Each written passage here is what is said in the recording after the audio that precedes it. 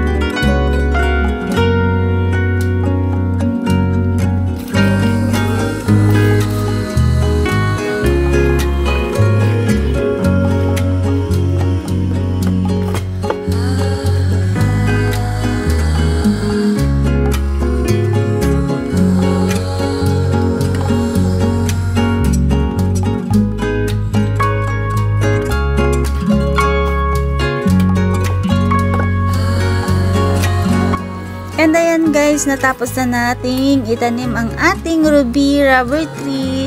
And ayan guys, kung nakikita ninyo dito ko muna itinanim ang ating ruby rubber tree na i-propagate dahil wala po tayong extra pot. Kaya ayun, kung hindi na po kinaya ng roots niya dito sa pot na to, ililipat din natin siya guys. And ayun, sana na-enjoy ninyo ang panunood sa aking pagre-repat at pag plant ng ating ruby rubber tree na propagate. And ayun, don't forget to like po and subscribe sa ating channel. And maraming salamat. Enjoy watching. Thanks!